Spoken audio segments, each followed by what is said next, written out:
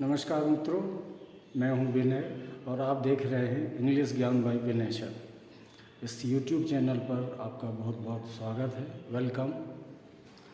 और आइए आज हम आपको पढ़ाने जा रहे हैं नाउन।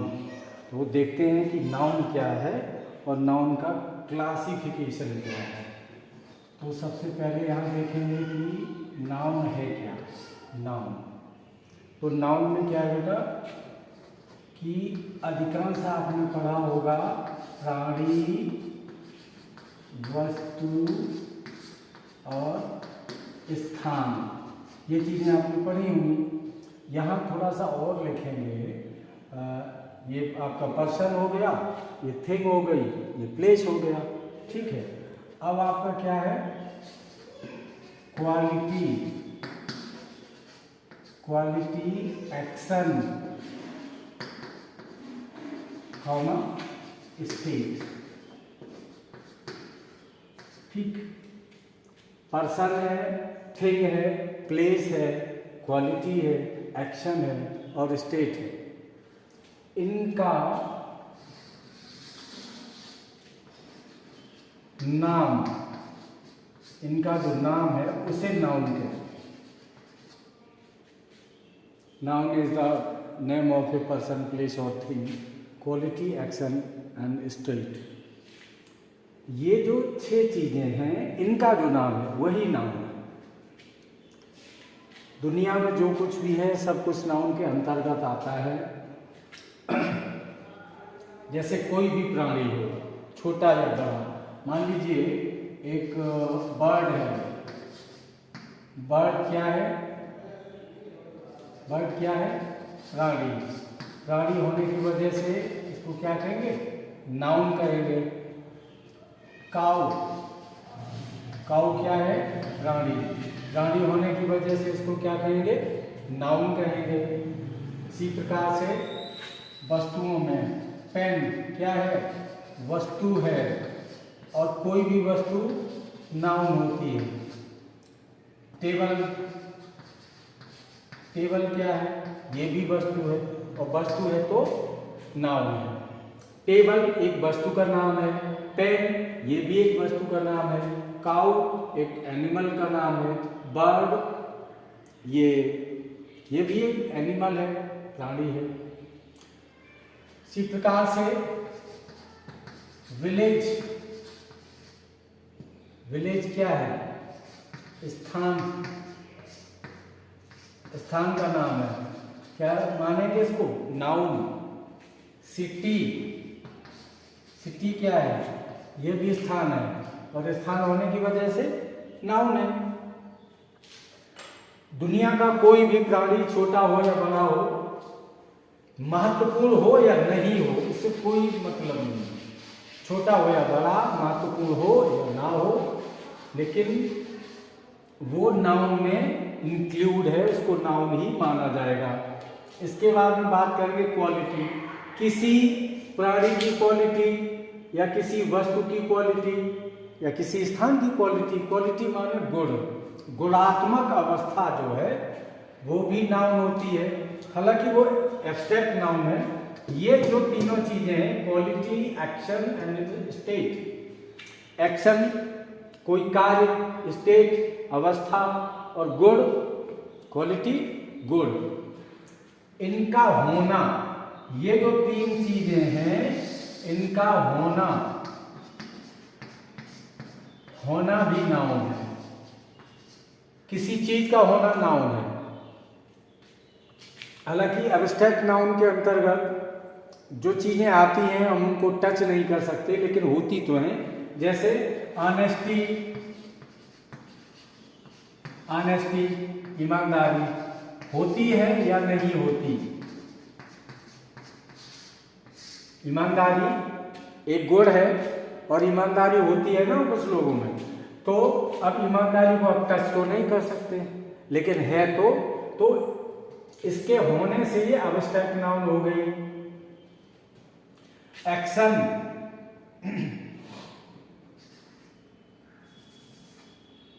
कोई भी एक्शन हो, कोई भी कार्य है, प्रकार है, वो भी एब्स्ट्रैक्ट नाउन कुल मिला के फिलहाल हम यही बात करेंगे कि वो नाउन के अंतर्गत आता है। जैसे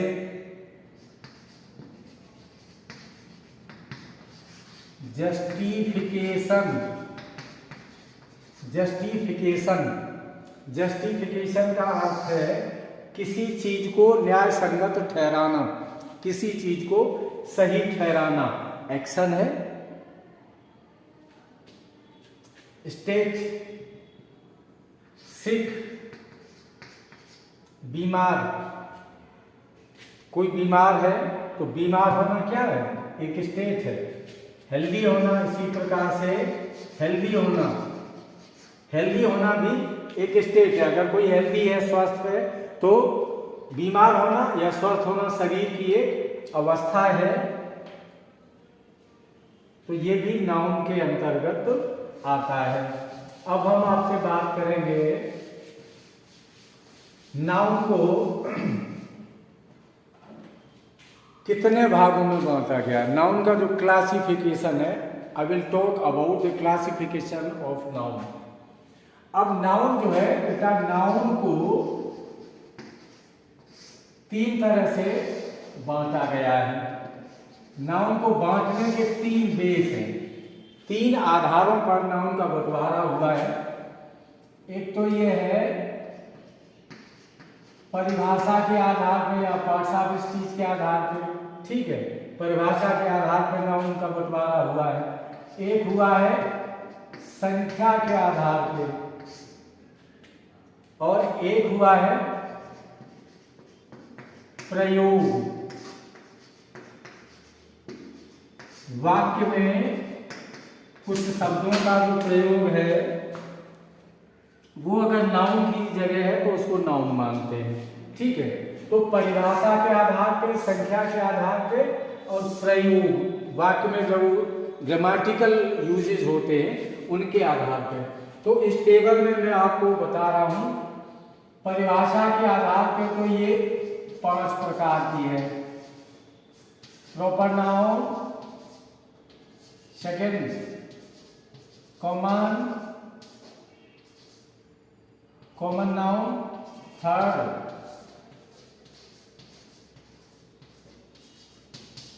collective noun, fourth material noun, और फिफ्थ है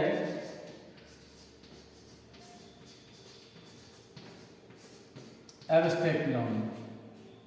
अगर आप चाहें तो इनकी हिंदी भी लिख सकते हैं। प्रॉपर नाउन को हिंदी में कहा जाता है व्यक्तिवाचक, व्यक्तिवाचक संज्ञा। अभी इसका क्लासिफिकेशन पढ़ाऊंगा तब शेष चीजों को क्लियर करूंगा। कॉमन नाउन को कहते हैं जातिवाचक संज्ञा। कलेक्टिव नाउन को कहते हैं समूहवाचक संज्ञा। मटेरियल नाउन को कहते हैं पदार्थवाचक संज्ञा। एब्स्ट्रैक्ट नाउन को कहते हैं भाववाचक संज्ञा। तो ये क्लासिफिकेशन है परिभाषा के आधार पर। पार्ट्स ऑफ स्पीच में या ग्रामर में जो नाउन की परिभाषा दी गई है उस हिसाब से नाउन का जब हम बंटवारा करते हैं तो नाउन के ये 5 प्रकार होते हैं, ठीक है। इसके बाद में हम आपको बताएंगे संख्या के आधार पर। संख्या के आधार पर इसका जो बंटवारा है वो क्या है। तो प्रकार है संख्या के आधार पर countable, countable noun, number 2 uncountable, uncountable noun. जिन संज्ञाओं को गिना जा सकता है वो तो काउंटेबल नाउन होते हैं, और जिन संज्ञाओं को हम स्पष्ट रूप से जिनकी गणना नहीं कर सकते वो अनकाउंटेबल नाउन होते हैं। तो ये तो है संख्या के आधार पर इनका विभाजन, ये है परिभाषा के आधार पर विभाजन। और फिर यहाँ जो प्रयोग के आधार पर इनकी बात है, इसको भी देख लेते हैं। थोड़ा एक चीज हम आपको यहाँ और बता दें किसी वाक्य में शब्दों का जो क्रम होता है सेंटेंस में वो यूं होता है। किसी सेंटेंस में जो शब्द आते हैं वो इस प्रकार से आते हैं SVOOW,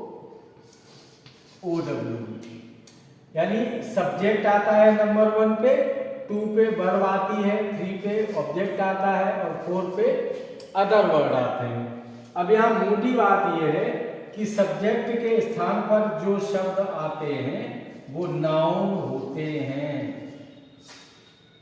प्रयोग के आधार पे सब्जेक्ट के स्थान पर, देखो आराम से समझ लो इसको, सब्जेक्ट के स्थान पर जो भी शब्द आएगा वो नाउन कहलाएगा, वर्ब के स्थान पर जो आएगा वो वर्ब कहलाएगा, ऑब्जेक्ट के स्थान पर जो आएगा वो भी नाउन कहलाता है, और अदर वर्ड के स्थान पर भी जो शब्द आएंगे वो नाउन कहलाते हैं। तो ये क्लासिफिकेशन है प्रयोग के आधार पे।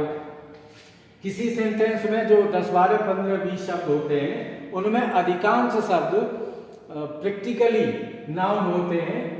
वो जिस जगह पे वो शब्द रखे गए हैं, जिन स्थानों पे उनका प्रयोग हो रहा है वो नाउन के स्थान होते हैं। तो ये 3 प्रकार का क्लासिफिकेशन है। अब थोड़े से यहाँ पे हम एग्जाम्पल लेंगे ताकि ठीक से आपको समझाया जा सके। जैसे जो 5 हैं उनको अलग अलग हम नेक्स्ट वीडियो में लेंगे, proper noun, common noun, collective noun इत्यादि, और जो काउंटेबल अनकाउंटेबल है उनको भी आगे करेंगे। यहाँ पर एक आपको ये नई चीज लग रही होगी कि ये प्रयोग के आधार पर नाउन की बात किया है। जो हमने अभी ये लिख के बताया, ये कितने नाउन है, ये है, ये नहीं है, इसकी जगह आएगा वो भी नाउन है, इसकी जगह आएगा वो भी नाउन है। जैसे एक सेंटेंस यहाँ पे आप देखिए एग्जाम्पल में, कहीं पर लिखा हुआ है दिस काऊ ईट्स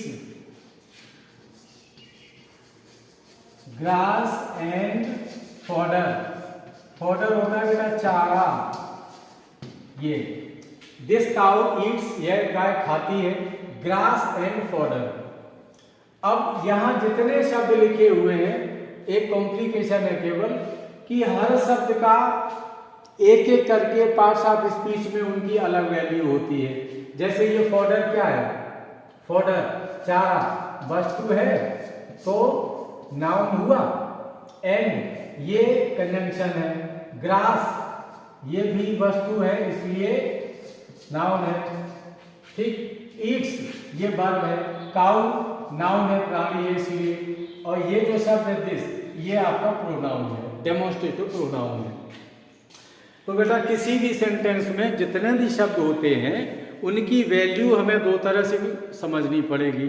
एक तो ये कि पार्ट्स ऑफ स्पीच के हिसाब से, मान लीजिए किसी सेंटेंस में 10 शब्द आ गए, तो वो 10 शब्द एक एक करके पहचानना सीखो कि पहला शब्द पार्ट्स ऑफ स्पीच के हिसाब से क्या है, दूसरा क्या है, तीसरा शब्द पार्ट्स ऑफ स्पीच के हिसाब से क्या है, चौथा शब्द पार्ट्स ऑफ स्पीच के हिसाब से क्या है। तो एक एक करके जब आप उनको समझ लेंगे, उसके बाद में फिर आप दूसरी चीज समझिए। और वो दूसरी चीज क्या है, वो दूसरी चीज है कि सेंटेंस में ये जितने शब्द लिखे गए हैं ये कौन शब्द किस स्थान पे आया। जैसे ये वर्ब है, वर्ब के आगे जो भी आया वो सब्जेक्ट है, और सब्जेक्ट के स्थान पर जो आएगा वो नाउन होता है। अब ये दिस काउ दोनों शब्द मिलकर के नाउन फ्रेज बना रहे हैं। नाउन फ्रेज, 2 या 2 से अधिक शब्दों का समूह फ्रेज कहलाता है। 2 या 2 से अधिक शब्दों का समूह फ्रेज कहलाता है। तो यहाँ पर जो लिखा है दिस काउ, इसमें कितने शब्द हैं, 2 शब्द, तो इन 2 शब्दों से क्या बना, फ्रेज बना, ठीक। अब ये फ्रेज किसकी जगह है, नाउन की जगह। इस कारण से इसको हम क्या बोलेंगे, नाउन फ्रेज बोलेंगे, नाउन फ्रेज। ये ईट्स ये वर्ब है। अब इस वर्ब के बाद ये जो आ रहा है ग्रास, यहां पर एक काम करते हैं, 2 क्वेश्चन है अपने पास, क्या और किसे। इंग्लिश में इनको बोलते हैं व्हाट एंड whom। अगर इन 2 प्रश्नों को वाक्य में लगाने से उत्तर मिल जाए तो वो उत्तर क्या होता है, ऑब्जेक्ट होता है। शेष जो बचेंगे वो अदर वर्ड होंगे। तो गाय क्या खाती है, घास और चारा। ये पूरा का पूरा मिल करके ऑब्जेक्ट बना। अब देखो ये नाउन है, ये कंजंक्शन है, ये नाउन है, लेकिन ये तीनों शब्द मिल करके बेटा क्या बना, फिर से एक फ्रेज बना, फिर से एक फ्रेज बना। और ये फ्रेज किसकी जगह आया, ऑब्जेक्ट की। ये फ्रेज किसकी जगह आया, ऑब्जेक्ट की। और ऑब्जेक्ट की जगह जो कुछ भी आता है वो नाउन होता है,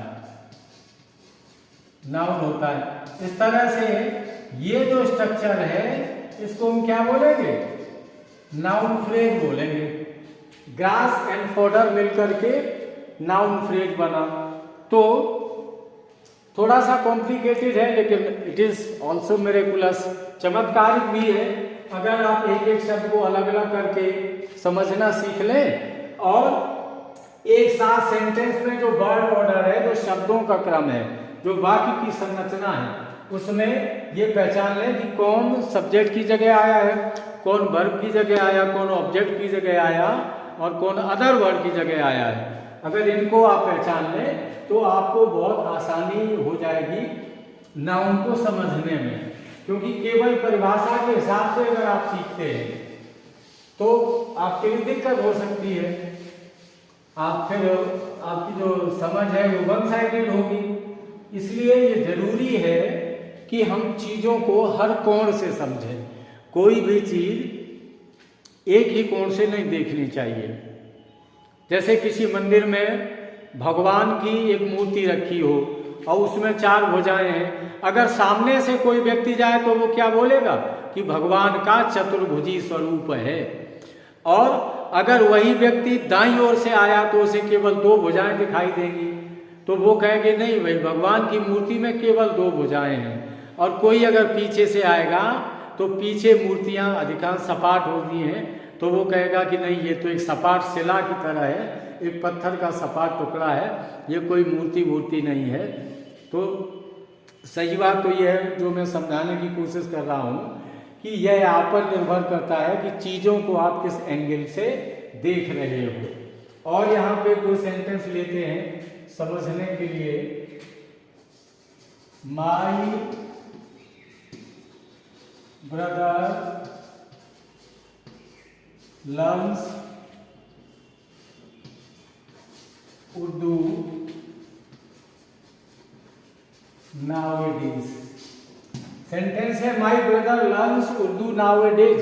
हमारा भाई, नाउएडेज का अर्थ होता है आजकल, हमारा भाई आजकल उर्दू सीखता है। हमारा लर्न माने याद करना भी है और सीखना भी है। माई ब्रदर मेरा भाई, लर्न्स सीखता है, क्या सीखता है, Urdu.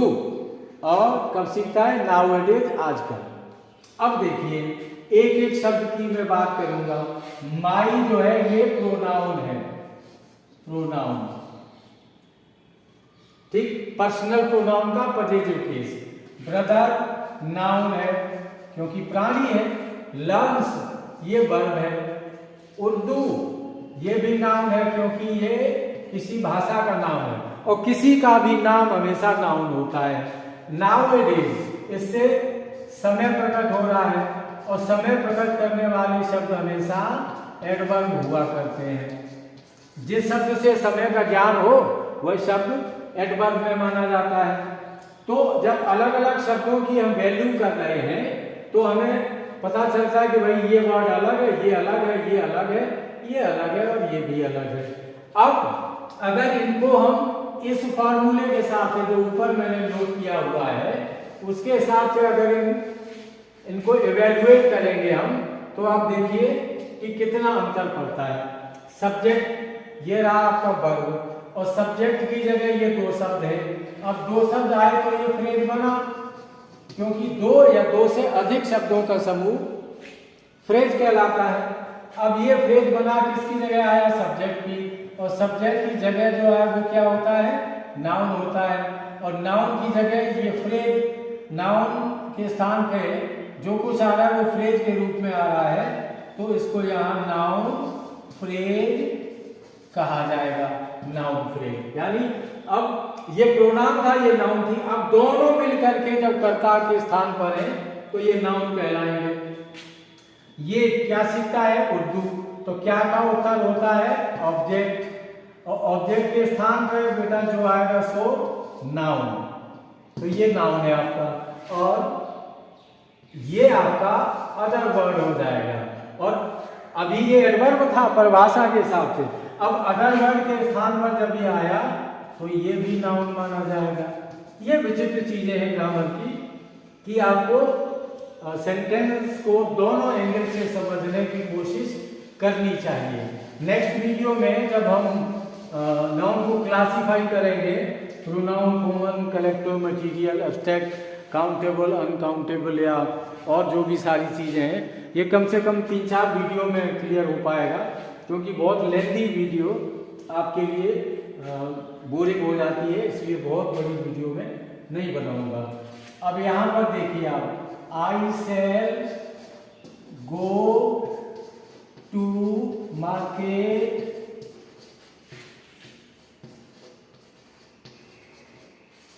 To buy a new book. अब देखिए, एक एक शब्द को परिभाषा के हिसाब से अगर आप अलग अलग करें तो ये बिल्कुल अलग है। ठीक है, बुक क्या है? नाउन। न्यू क्या है? New adjective. ए क्या है? आर्टिकल। बाई क्या है? वर्ब। टू क्या है? प्रीपोजिशन। मार्केट क्या है? नाउन, स्थान है। टू फिर से प्रीपोजिशन। गो क्या है? वर्ब है। सेल क्या है? वर्ब है। आई क्या है? प्रोनाउन। ठीक, ये अलग अलग शब्दों का क्लासिफिकेशन है। आप लोग जरूर इसकी प्रैक्टिस कीजिए कि आप 1-2 सेंटेंस लिख लो और उनको अलग अलग करके समझिए, इवैल्यूएट करिए, मूल्यांकन करिए उनका। और अगर आपको कहीं समझने में दिक्कत होती है तो आप कमेंट करके या व्हाट्सएप करके मुझसे पूछ सकते हैं। अब हम देखेंगे कि इस सेंटेंस में जो वर्ड ऑर्डर है उस हिसाब से कहाँ कहाँ नाउन है। तो सबसे पहले तो हम अपना वर्ब क्लियर करेंगे, और वर्ब के आगे ये है सब्जेक्ट, और सब्जेक्ट के स्थान पर जो कुछ आएगा वो नाउन है। ठीक, ये आपका नाउन हुआ। अब ये है टू मार्केट, ये भी आपका नाउन हुआ। अदर, यहाँ एक बात बता दूं आपको, कम और गो इंट्रांजिटिव वर्ब हैं। आना और जाना ये दोनों क्रियाएं अकर्मक हैं, तो इनके बाद कभी कर्म तो आते नहीं। जो कुछ आता है वो अदर वर्ड के रूप में आता है। ये सब के सब यहाँ अदर वर्ड माने जाएंगे, और अदर वर्ड के स्थान पर होने के कारण इनको नाउन बोला जाएगा। तो आज के वीडियो में हमने आपके साथ चर्चा की नाउन की डेफिनेशन और नाउन की बैकग्राउंड के बारे में। मैं उम्मीद करता हूँ कि वीडियो आपको अच्छा लगेगा। अगर वीडियो अच्छा लगे तो प्लीज़ लाइक करें, कमेंट करें, शेयर और सब्सक्राइब करना ना भूलें। Thanks for